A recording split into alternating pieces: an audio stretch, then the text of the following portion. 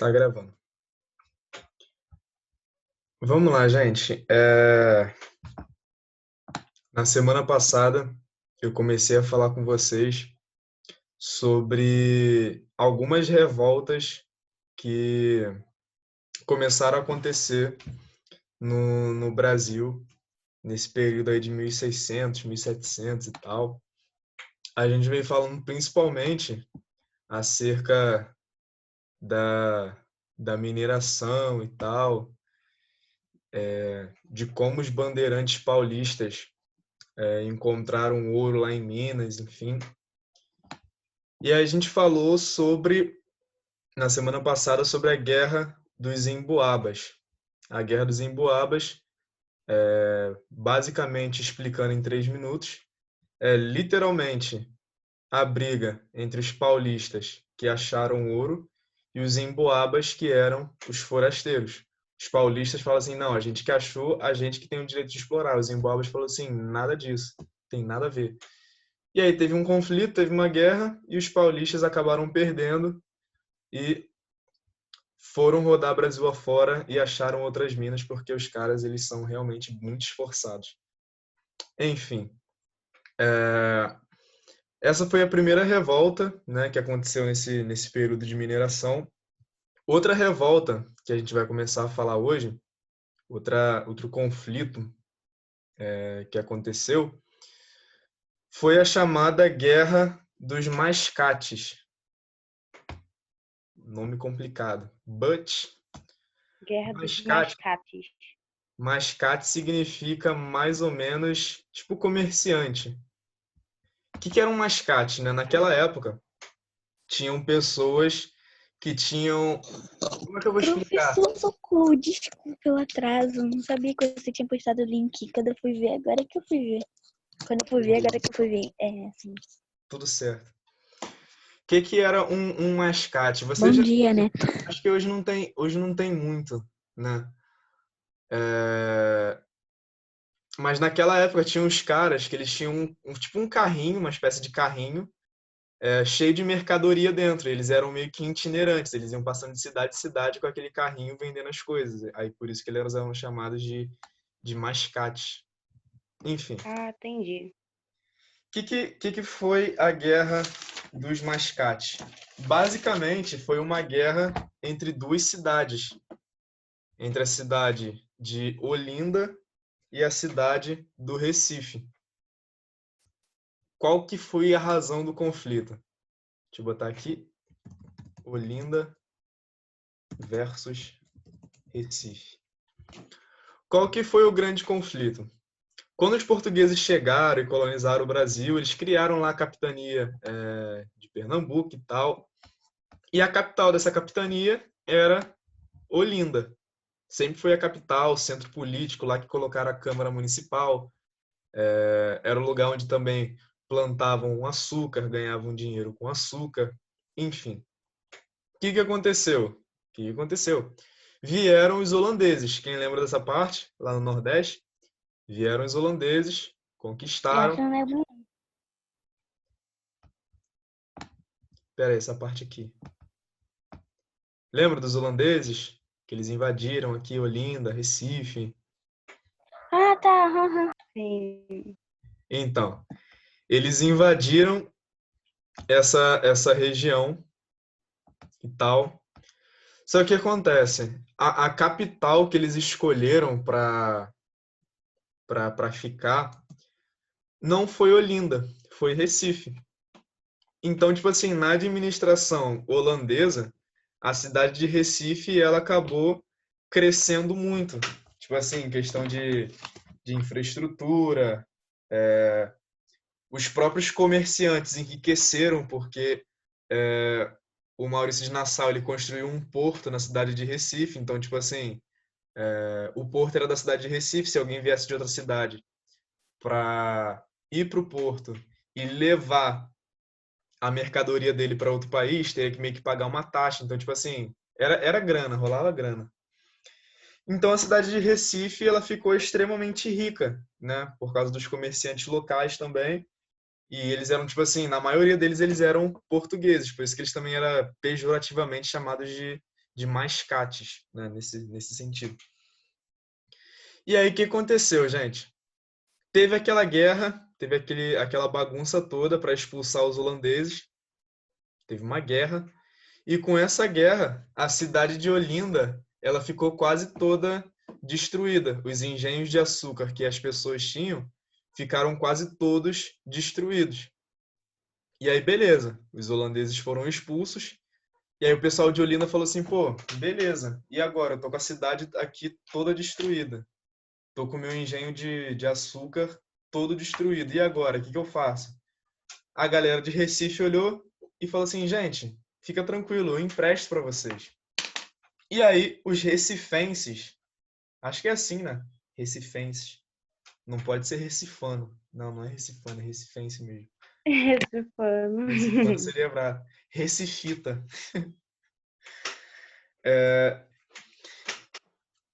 Então, o pessoal de Olinda falou assim, poxa, a gente está com a cidade completamente destruída. A gente está em crise. Nosso engenho de açúcar está destruído. E para melhorar o açúcar que a gente produz aqui no Brasil, está em concorrência com o açúcar dos holandeses, porque os holandeses fizeram uma colônia lá no Caribe. Então, poxa, a situação deles era completamente desfavorável. E aí, os mascates, né, esses comerciantes lá de Recife, começaram a emprestar grana para os olindenses. Só que, olindenses, não pode ser olindanos também. Os recifenses começaram a emprestar dinheiro para os olindenses. Só que qual que era o problema? O problema era os juros e a inflexibilidade na cobrança da dívida. Vamos supor, se eu quero emprestar um dinheiro para a Maiara, só que, pô, se eu emprestar R$ 10 para ela e ela me devolver 10, eu não ganho nada. Agora, se eu quero ganhar alguma coisa, eu cobro juros. Eu falo assim, pô, eu vou te dar 10, mas tu me devolve 12. Basicamente é assim que funciona o empréstimo no mundo real. Se for pegar um empréstimo no banco, literalmente você vai pegar 1.000 e vai devolver, sei lá, 1.500. É praticamente isso.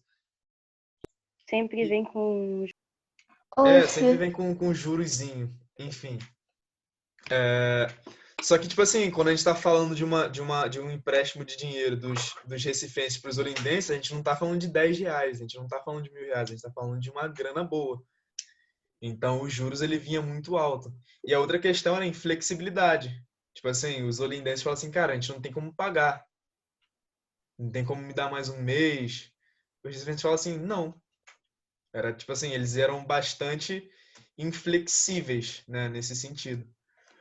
Ao mesmo tempo que Olinda estava em crise, ao mesmo tempo que Olinda estava meio que destruída, eles ainda tinham uma vantagem. A vantagem é que eles ainda continuavam sendo a capital. E por ser a capital, eles tinham uma Câmara Municipal. E por ter uma Câmara Municipal, eles tinham um poder político, eles poderiam votar leis e tal. E aí os recifenses, que agora estavam ricos, eles falam assim, poxa, eu também quero esse negócio aí de participar da Câmara Municipal, eu também quero votar em leis, eu também quero participar da política. E aí, cada vez mais, a galera de Olinda falou assim, não, gente, vocês não vão participar. Bom Começaram dia, professor. Bom dia, Vitor Hugo. E aí a galera de Olinda começou a dificultar a participação do pessoal de Recife na vida política. E aí o conflito começa, né? Porque os recifenses começavam assim, poxa, o que tem a ver, cara? Eu quero participar da Câmara e tal. E aí o que o governo português fez? O governo português falou assim, poxa, nada a ver, mano. Vou criar uma Câmara Municipal em Recife. E isso meio que foi um golpe para os olindenses. Porque, gente, pensa comigo. Se Olinda tem a Câmara Municipal, onde são votadas as leis, e Recife, ele meio que é uma parte de Olinda, os recifenses eles têm que pagar impostos, certo? Para a galera de Olinda. O dinheiro de Recife estava Sim. indo para Olinda. Bom dia. É. Faz sentido, gente, ou não? Ficou confuso? Deu pra Eu acho entender. que faz. Faz sentido, né? Então, tipo assim, se a Câmara Municipal estava em Olinda, os impostos eles iam para Olinda. E aí a galera de Recife estava meio que dando dinheiro para os olindenses. E aí o governo falou assim, pô, quer saber? Faz sentido. Eu vou criar uma Câmara Municipal para Recife, já que eles estão querendo participar da vida política, a galera de Olinda não está deixando. E aí foi criada uma Câmara Municipal, e aí Recife não virou, tipo assim, só uma parte de Olinda. Recife meio que virou uma Cada vila, BO, né? virou uma, virou uma cidade separada de Olinda. E agora, tipo assim, os impostos que os recifenses pagavam não ia para Olinda. Os impostos que eles pagavam ficavam ali em Recife. E aí, pô, os olindenses que já estavam na crise danada ficaram revoltados. Ficaram hiper mega revoltados. E aí eles fizeram tipo uma retaliação. Eles invadiram Recife e demoliram um lugar da cidade chamado Pelourinho e fecharam a Câmara Municipal e impediram, né, os mascates, impediram os recifenses de cobrar juros sobre os empréstimos para os fazendeiros. Gente, deixa eu explicar para vocês. O que era o Pelourinho? É uma história meio triste, mas vamos lá. Ah, meu Deus. Essa história é triste. História triste nessa época sempre tem violência, né, professor?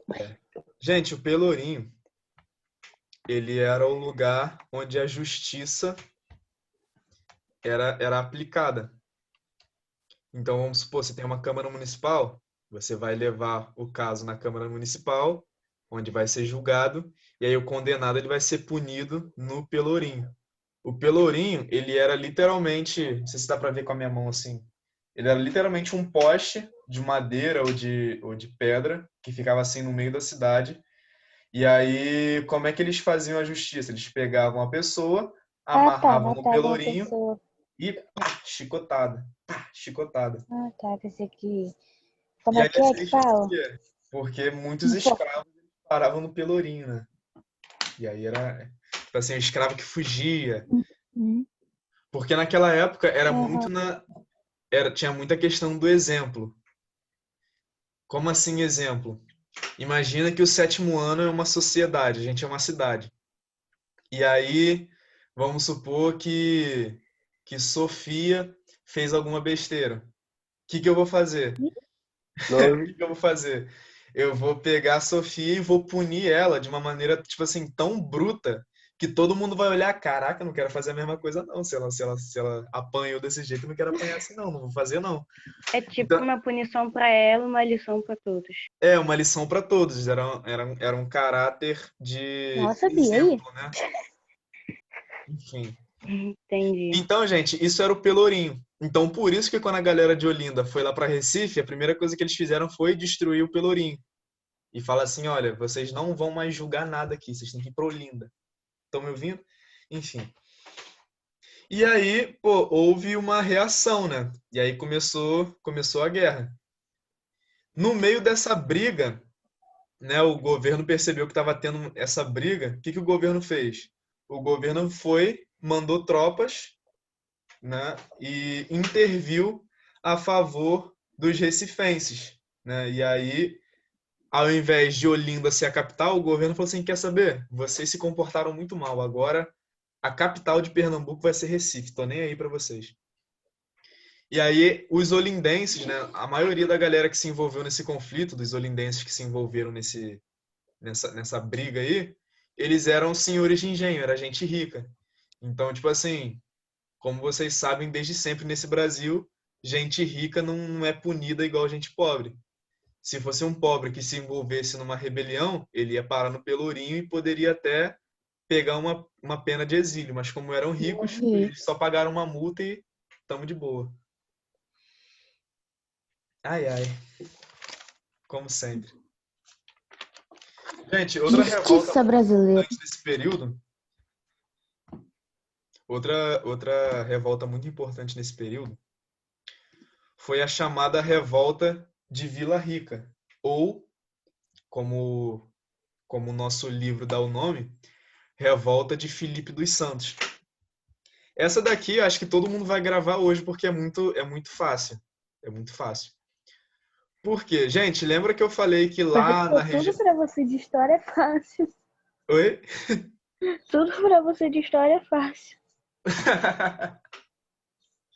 É que nem a Você já estudou matemática, né? O cara chega sobre. lá com raiz quadrada, função Historiana. função do segundo do grau e chega assim, não, gente, a matéria de hoje é mole. Gente, é hiper...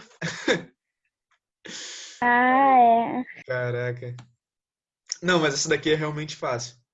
Lembra que eu expliquei pra vocês que lá em Minas Gerais acharam ouro e o governo começou a colocar um monte de imposto sobre o ouro para ganhar dinheiro em cima do ouro?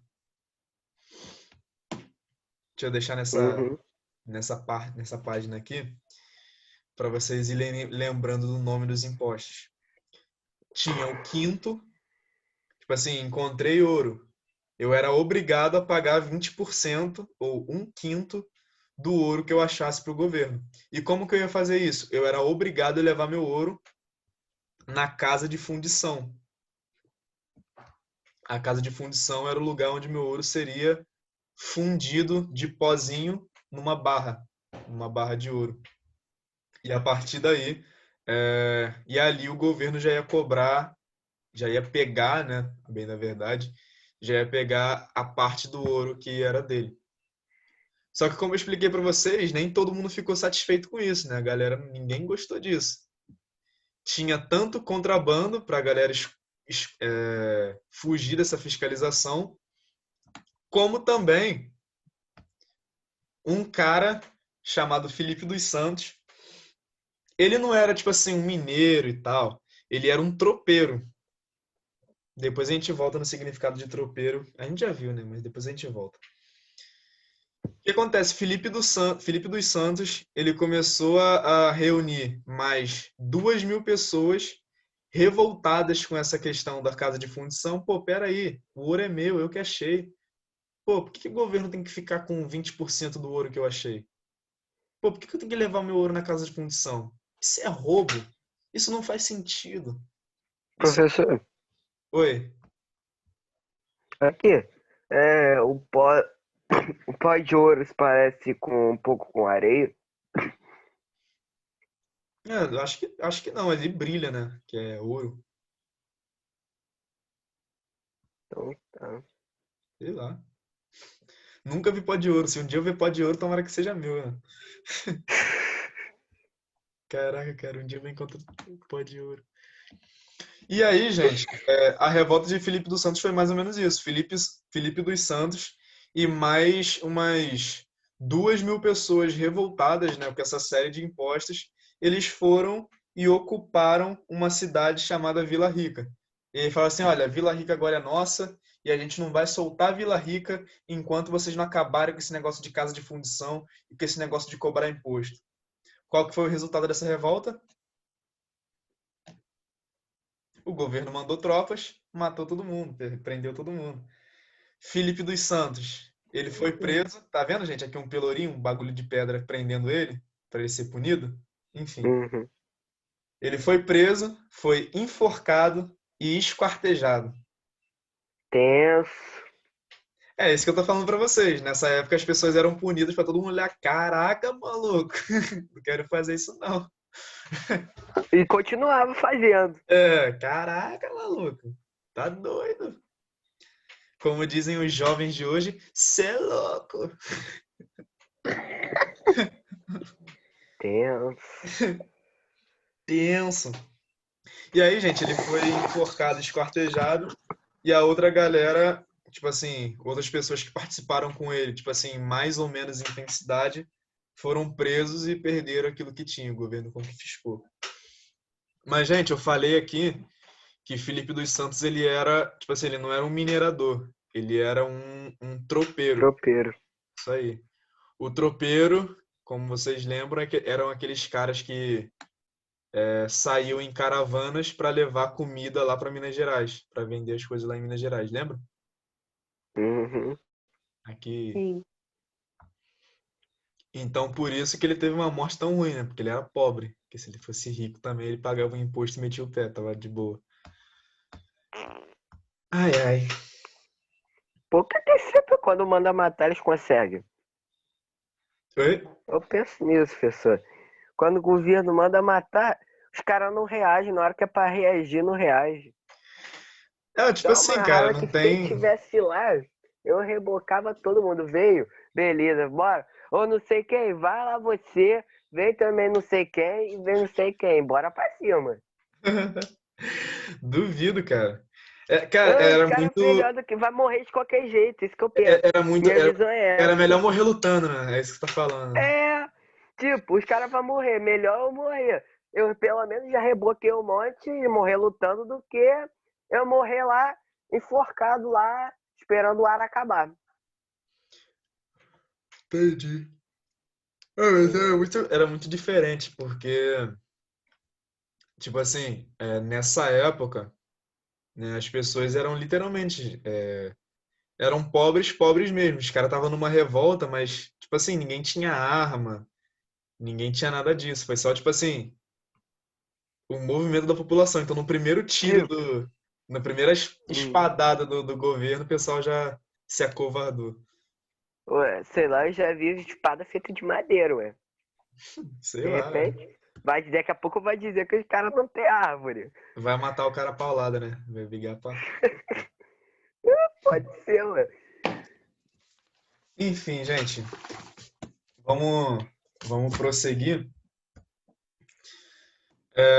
Nesse contexto, né, de revoltas, nesse contexto, principalmente falando da Guerra dos Emboabas, onde os paulistas eles começaram a rodar o Brasil agora em busca de mais riquezas. Vou botar esse mapa aqui. Opa! Vou botar esse mapa aqui. Literalmente, os caras começam a rodar o Brasil inteiro. E nisso que eles estão rodando o Brasil inteiro, vocês estão vendo tipo uma linha reta aqui chamada Tratado de Tordesilhas? Uhum. Vocês sabem Sim, mais ou menos, ou lembram o que é o Tratado de Tordesilhas? Lembro, foi aqui perto sim. da. Uma parte vai ficar com a Espanha e outra com Isso, Portugal. isso. E a outra com Portugal. Exatamente isso. Só que o que acontece, gente? Os bandeirantes começaram a rodar tudo. Então, tipo assim, não tinha muito bem. Era meio que uma. Toda a fronteira é basicamente meio que uma linha imaginária. Né? Que eles estavam andando no meio da floresta e tinha lá uma placa escrita no céu: aqui acaba o Tratado de Tordesilhas. Não tinha como saber dessas. Tinha como saber. Então, tipo assim, meio que eles rodaram um pedaço que pertencia à Espanha. E aí eles começaram a fundar cidades e tal, principalmente aqui em Goiás, que já era ali no pedaço ali da Espanha e tal. E vários outros lugares, tipo assim, o Paraná, que é aqui embaixo, Santa Catarina, Mato Grosso. Rio de Janeiro é pequenininho, hein, professor? Rio e São Paulo era grudado praticamente. É verdade. Então eles começaram a entrar em pedaços de território que não pertenciam a Portugal, mas pertenciam à Espanha. Então agora a gente vai falar sobre. Se vocês quiserem, vocês podem abrir na página 305, que aí tem um mapa, acho que melhor que o que eu tenho aqui. Professor, Oi. sabe o que eles podiam fazer para saber onde acabava o Tratado de Tordesilhas? Ah, Primeira, a minha ideia, eu tenho duas. Primeira poderia ser de fazer o muro todo, fazer o muro de lá, começo até Ah, o meu final. Deus. Ou, e a segunda poderia ser o seguinte: primeiro botar uma placa assim, este lado pertence a Portugal, tá? Este lado pertence à Espanha. Aí outra placa no final. Aqui acaba o Tratado de Tordesilhas. gente, essas paradas assim, gente, cara, literalmente não tem como saber. Literalmente não tem como saber.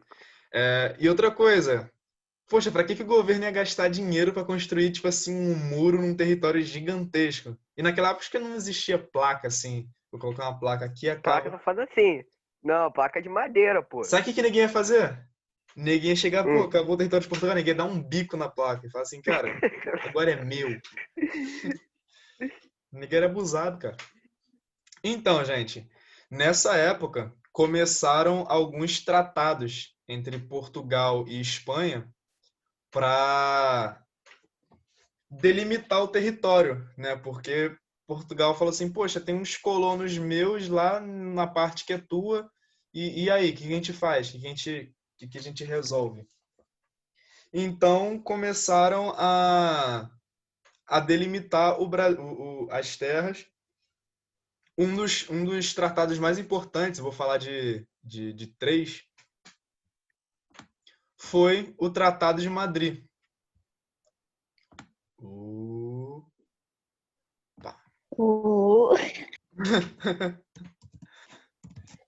Onomatopeia. Tratado de Madrid. Gente, o Tratado de Madrid, ele foi um tratado que delimitou as fronteiras entre Brasil e Espanha de acordo com o princípio, vou botar até em itálico, do utis possidetis.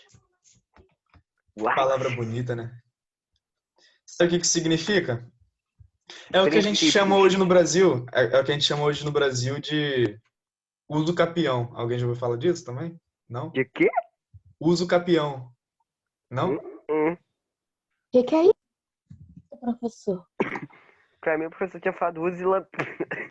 Não, uso capião. A gente entendido isso, professor. Você falando use lampião. É literalmente isso, gente. A terra pertence a quem de fato ocupa. Nossa, cara. Como Professor, tudo hipocrisia, né? Hipocrisia por quê? Tem tudo errado lá. Eu, hein? Acho Não, melhor que- pensar Ai, no use achando que tá lampião uma que é bosta melhor. agora, mas lá atrás já foi muita bosta. Mas... Não, então. Professor, Oi. aqui, tô falando, eu entendi você falando use lampião. Agora eu pensei, pô, em vez de use máscara, agora eu use lampião. Use Tá, lampião. já tem. Então, gente, o que é esse princípio? Era o português fala assim, cara, eu tô aqui há 20 anos. A terra é sua, tu nunca veio aqui. Poxa, essa terra é minha, sou eu que estou ocupando. Então, esse foi o princípio que baseou a divisão de terras aqui do Tratado de Madrid. O Tratado de Madrid, ó, ele é aqui a linhazinha de vermelho. Tá vendo? O que tá de rosa é o Essa linha território azul é do o quê, Brasil professor? atual. O Acre ele foi comprado depois. O É, Acre era da professor? Bolívia. Então por isso que tá, tipo assim, não fazia parte do território do Brasil nessa época. Professor, Oi. essa linha azul aí é o quê? Cadê? Aqui em cima? Não, aqui embaixo. Ah, eu vou explicar. É o próximo tratado. O que acontece, gente? Depois disso, depois do Tratado de Madrid, o Tratado de Madrid ele acabou sendo anulado. Por quê? Porque tinha uma briga entre Portugal e Espanha. Tipo assim, essa parte que foi de boa resolver. Até porque, gente, nessa parte aqui não tinha absolutamente nada.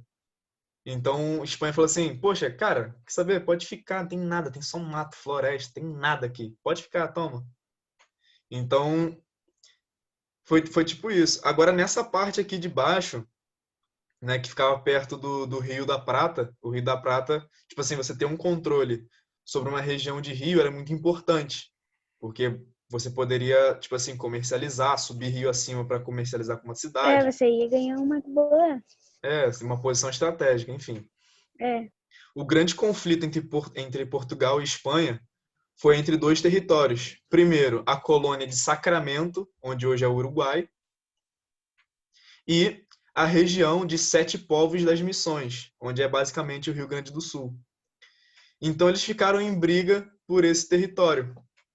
Então, tipo assim, no Tratado de Madrid, a colônia de Sacramento ficou com a Espanha e a região de Sete Povos das Missões ficou com Portugal.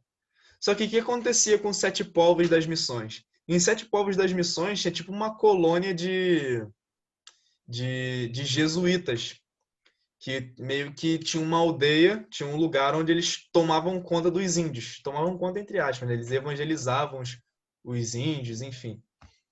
Com isso, os jesuítas falaram assim, cara, não, a gente não quer virar parte de Portugal. A gente quer continuar na Espanha. E aí ficou essa briga. E aí o Tratado de Madrid foi anulado. Depois disso, teve tipo uma guerra. Por quê? Porque o rei da Espanha morreu. Mais uma vez aquela história, né? O rei da Espanha morreu, não deixou descendente. E aí quem que assumiu o governo da Espanha? Os franceses. Por causa disso, rolou uma guerra. Por quê? Porque os franceses agora era meio que controlavam a Espanha, os ingleses eram inimigos dos franceses e declararam guerra aos franceses. Quem que era amigo dos ingleses? Os portugueses. Logo entrou todo mundo numa guerra e, pô, guerra, estourou a guerra. Guerra Resultado, Mundial. guerra pra caramba. Resultado, o lado inglês venceu, logo Portugal venceu, e com isso, Portugal ele ganhou uma vantagem até sobre a Espanha. Tá vendo essa linhazinha verde aqui em cima? Uhum. Então, isso aqui foi um tratado de fronteira entre o Brasil e a Guiana Francesa. Então, eles meio que a gente ganhou esse pedacinho aqui Professor, do Rio isso me lembrou. Hum, Me lembrou, tipo, teve. Eu não sei se você ouviu falar num tal de Papillon. Papião. Uhum. Já ouviu? Oxe, que... Calma, Acho acho que eu já ouvi falar. Não sei se o nome não me é estranho, mas deixa quieto. Não, esse Ih, foi é. falar desse cara. Vitor, Tipo, você deixa da ele Guiana continuar. Francesa. Peraí, Calma, tu porque faz faltam. parte da história. É porque literalmente faltam 4 minutos, certo? Aí deixa eu só terminar Meu esse assunto aqui para não Deus. ter que continuar na aula que vem. E aí, gente, ficou essa briga, né, entre Portugal e Espanha por essas duas regiões. E aí o Tratado de Madrid foi invalidado, e aí veio o Tratado de Santo Ildefonso. Ok. Tratado de Santo É cada tratado com nome estranho. Ildefonso.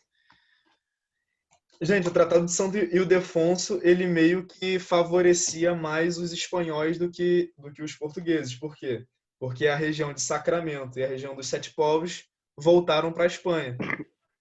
E aí, mais uma vez, o Tratado de Santo Ildefonso foi anulado. E aí, por último, veio o Tratado... Oxi, o último. De Badajoz. No Tratado de Badajoz, o Brasil ficou com a região de Sete Povos das Missões, onde hoje é o Rio Grande do Sul, e Sacramento ficou com a Espanha e não se fala mais nisso, acabou. Chega de briga, chega de conflito. Nesse meio tempo, última coisa, nesse meio tempo, a capital do Brasil mudou de Salvador para o Rio de Janeiro. Por quê? A capital era Salvador porque foi o primeiro lugar onde